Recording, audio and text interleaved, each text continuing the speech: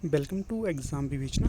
तो दोस्तों, जैसा कि आपको पता है, आज हिमाचल प्रदेश में पुलिस का एग्ज़ाम कंडक्ट किया गया था। उसी के तहत हम डिस्कस करेंगे यहाँ पर जो हिंदी सेक्शन है उसको हम डिस्कस करेंगे। जितने भी प्रश्न आपको बताऊंगा सभी के उत्तर आप डेफिनेट मान सकते हैं कि बिल्कुल सही होंगे। ठीक है, तो चलिए ज़्यादा समय न लेते हुए वीडियो को स्टार्ट कर देते हैं। तो देखिए, पहला प्रश्न पूछा गया है, जिसे वशवर्ती बनाना कठिन हो उसे क्या कहेंगे? तो यहाँ पर जो सही विकल्प आएगा विकल्प सी, दूरदर्श। सी सही विकल्प हो जाएगा। अगला देखिए 34, जो किसी पर अभियोग लाता हो उसे क्या कहते हैं? तो जो किसी पर अभियोग लाता है उसे कहा जाएगा वादी।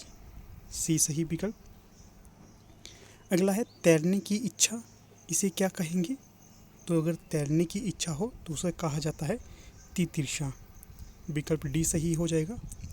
अगला देखिए 36, सांझ और रात के बीच का समय इसे क्या कहा जाता है? तो इसे कहा जाता है गोधूली। सी सही विकल्प हो जाएगा यहाँ पर।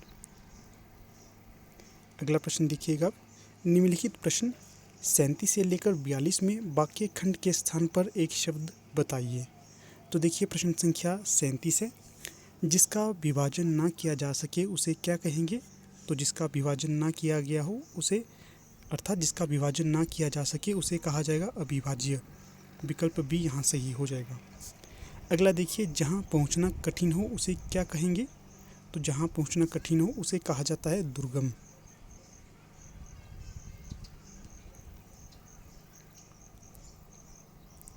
अगला प्रश्न देखिए 39, विनय पूर्वक किया गया हठ इसे क्या कहा जाएगा?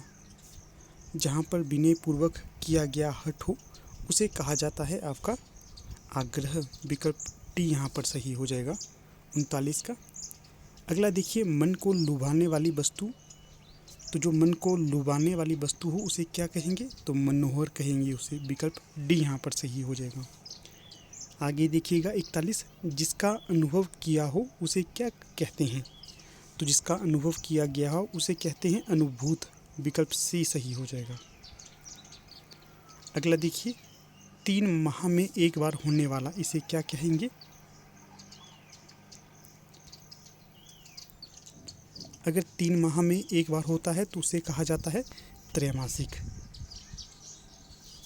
अगला देखिए प्रश्न संख्या 43, भाषा का प्रयोग 2 रूपों में किया जा सकता है। एक तो सामान्य जिसमें लोक डैश होता है, तथा दूसरा साहित्य रचना के लिए जिसमें प्राय डैश भाषा का प्रयोग किया जाता है।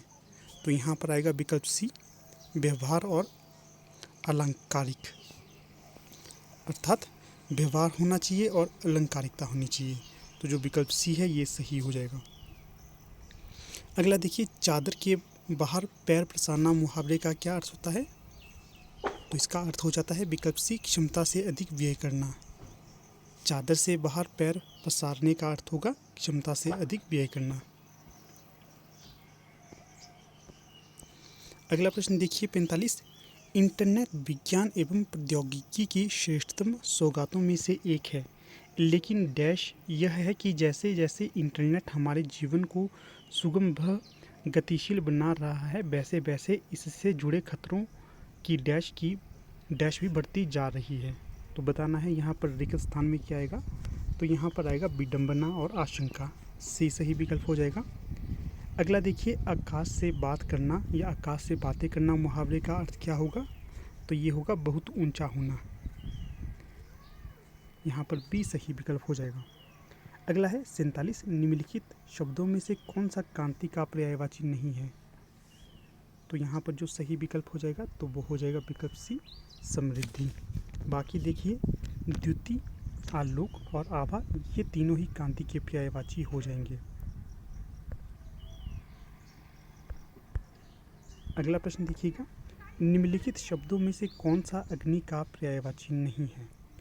तो देखिए जो विकल्प डी है जलज, यह अग्नि का पर्यायवाची नहीं होगा। बाकी तीनों ही अग्नि के पर्यायवाची हो जाएंगे। तो यहाँ पर हमारा हिंदी सेक्शन कंप्लीट हो जाता है।